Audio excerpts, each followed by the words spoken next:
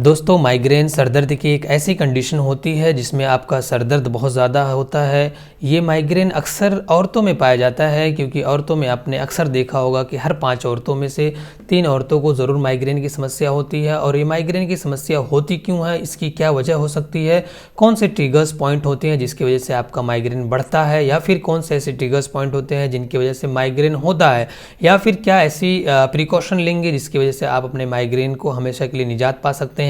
Precaution in the sense कि आप कौन सी ऐसी चीज़ों को अपनी लाइफस्टाइल से हटाएं, या फिर कौन सी ऐसी चीज़ों को अपनी लाइफस्टाइल में ना करें जिसकी वजह से आप माइग्रेन की समस्या से बचे रहेंगे, या फिर दवाओं के इस्तेमाल से बचे रहेंगे। अंत में हम मेडिसिन की भी बात करेंगे, मेडिसिन के बारे में बताएंगे, लेकिन precaution is better than cure. Precaution हमें करना चाहिए, हर एक बीमारी में प्रिकॉशन करना चाहिए। प्रिकॉशन मतलब होता है कि रोकथाम करना चाहिए। अगर हम एक एग्जाम्पल के तौर पर पकड़ लें कि अगर आपको शुगर हुआ है तो शुगर के लिए आप जो है थोड़ा सा शक्कर का इस्तेमाल कम करते हैं या फिर नहीं करते हैं, ताकि हम उस बीमारी से बचे रहें। तो ऐसे ही हर एक बीमारी में प्रिकॉशन होते हैं। जिस चीज़ को हम अवॉइड जब करते हैं तो हम उस बीमारी से बचे हुए रहते हैं। तो सबसे पहले हम बात करते हैं कि माइग्रेन के लक्षण क्या होते हैं। तो माइग्रेन में अक्सर जो है आपका जो दर्द करता है वो आपके आधे हिस्से में दर्द करता है, आपके सर में आधे हिस्से में दर्द रहता है, या फिर आपके पिछले हिस्से में दर्द रहता है, या फिर आपके सर के ऊपरी हिस्से में दर्द होगा, या फिर आपका जो दर्द होगा वो आँख से लेके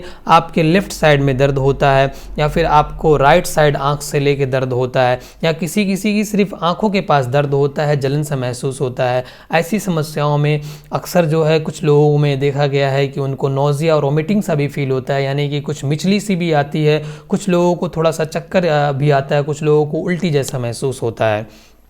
अब इसके पीछे के हम कॉज बताएंगे कि किस वजहों महिलाओं में अक्सर जब पीरियड्स आने वाले होते हैं उसके 2 दिन पहले या फिर पीरियड्स आने के 2 दिन बाद अक्सर ये चीज़ें होती हैं कि उनका सर दर्द बहुत ही ज़्यादा होता है। उस कंडीशन, वो भी एक माइग्रेन की ही कंडीशन होती है, या फिर माइग्रेन ऑरा उस बीमारी को कहते हैं। और उसमें विज़न आपका जो है ब्लर सा दिखता है, आपके आंखों के आगे रोशनी जैसा महसूस होगा, जुगनू जैसा महसूस होता है, वो भी माइग्रेन की एक कंडीशन है। उसके बाद आपको सीवियर हेडेक चालू होने लगता है। अब हम जानेंगे कि कौन से ट्रिगर्स पॉइंट है जिनको हमको अवॉइड करना चाहिए, अपने लाइफस्टाइल से हटाना चाहिए, ताकि हम माइग्रेन की समस्याओं से बचे रहें। मेडिसिन का इस्तेमाल हमें कम करना पड़े या फिर ना के बराबर करना पड़े। तो हर एक माइग्रेन के पेशेंट के अपने अपने ट्रिगर्स पॉइंट होते हैं जिन वजहों से उनके माइग्रेन एग्रावेट करते हैं, यानी बढ़ते हैं।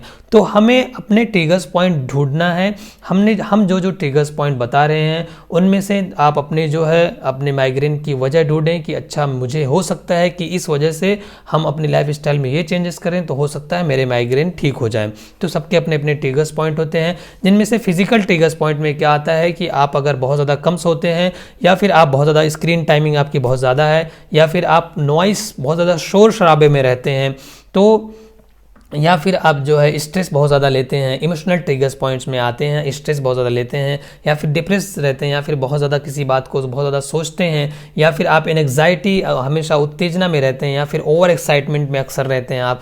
तो ये ऐसे ट्रिगर्स पॉइंट है। कुछ ट्रिगर्स पॉइंट आपके जो है डाइटरी कंडीशन में भी आते हैं, जैसे कि आप बहुत ज़्यादा जो है खाने पर ध्यान नहीं देते हैं, टाइम से आप खाने का इस्तेमाल नहीं करते हैं। खास करके औरतों में पाया जाता है कि वो पानी का इंटेक, पानी का सेवन बहुत ज़्यादा कम करती हैं। बहुत कम पानी के सेवन करने की वजह से आपको माइग्रेन अटैक आता है, आपके सर दर्द की कंडीशन बढ़ती चली जाती है।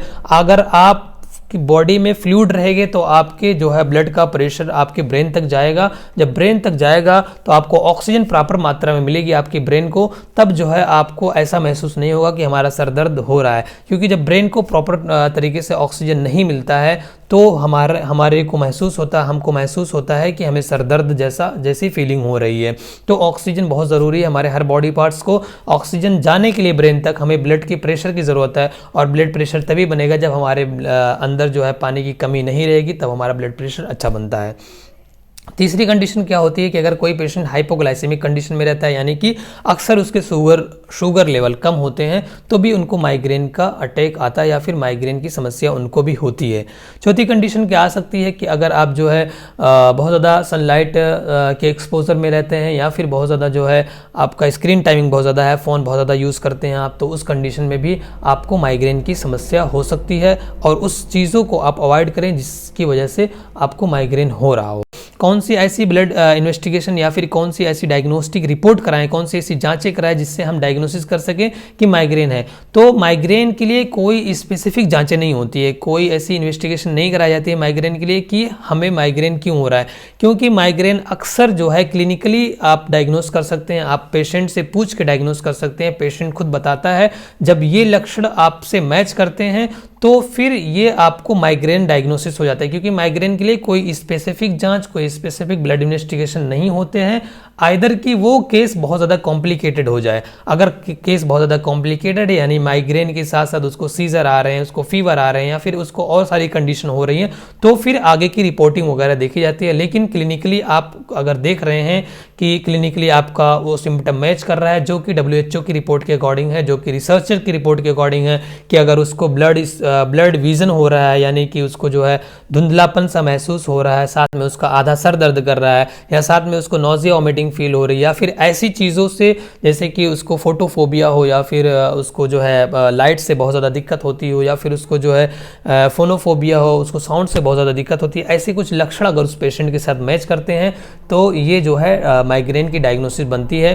क्योंकि माइग्रेन में जो है अक्सर जो है क्लिनिकली जो है डायग्नोस किया जाता है, और इसके कुछ मेडिसिन भी होती हैं जिनको जो है आप ले सकते हैं। अगर अक्यूट माइग्रेन है तो उसके लिए अलग मेडिसिन होती है, अगर सीवियर माइग्रेन है तो उसके लिए अगर अलग मेडिसिन होती है। सीवियर माइग्रेन के लिए आप जो है अपनी डायग्नोस्टिक रिपोर्ट करा सकते हैं, क्योंकि सीवियर माइग्रेन में अक्सर MRI या फिर CT स्कैन या फिर आपका जो है ESR या फिर CRP कराए जाते हैं। ऐसी कुछ जांचें होती है जिनसे आपके माइग्रेन डायग्नोसिस हो जाते हैं, क्योंकि कभी कभी एनोरिज्म यानी कि आपकी जो ब्रेन की छोटी छोटी बहुत पतली पतली नसें हैं उनके फटने की वजह से भी माइग्रेन आपको बहुत ज़्यादा होता है। और उस कंडीशन में पेशेंट को हमने अपने लाइफ में देखा है कि उस कंडीशन में पेशेंट बिल्कुल जो है ऐसे घूमता है बेड पे अपने सर को पकड़ के। ऐसी कंडीशन में पेशेंट की आती है, उसमें MRI कराई जाती है, और उसमें MRI की भी CD भी बनवाई जाती है कि एनोरिज्म कहाँ पे हो रहा है। माइग्रेन के लिए कुछ होम्योपैथिक मेडिसिन के बारे में आपको बता देते हैं, जिसमें से सबसे पहली मेडिसिन है स्पाइजेलिया। स्पाइजेलिया आप लेफ्ट साइड माइग्रेन के लिए इस्तेमाल कर सकते हैं, या फिर संगिनूरिया को आप जो है राइट साइड माइग्रेन के लिए इस्तेमाल कर सकते हैं। और इन चीज़ों को अलग अलग नहीं इस्तेमाल करने ले सकते हैं R16, क्योंकि R16 मल्टी कॉम्बिनेशन मेडिसिन है, इसमें कई सारी दवाएँ मिली हुई हैं जो कि आपके अगर राइट साइड में अगर माइग्रेन है तो भी आपको बहुत ज़्यादा लाभ होगा, अगर लेफ्ट साइड में माइग्रेन है तो भी आपको बहुत ज़्यादा रिलीफ मिलेगा। और अगर जो है आपका पीरियड्स आने की वजह से अगर आपको माइग्रेन हो रहा है तो भी आपको बहुत ज़्यादा रिलीफ मिलेगा।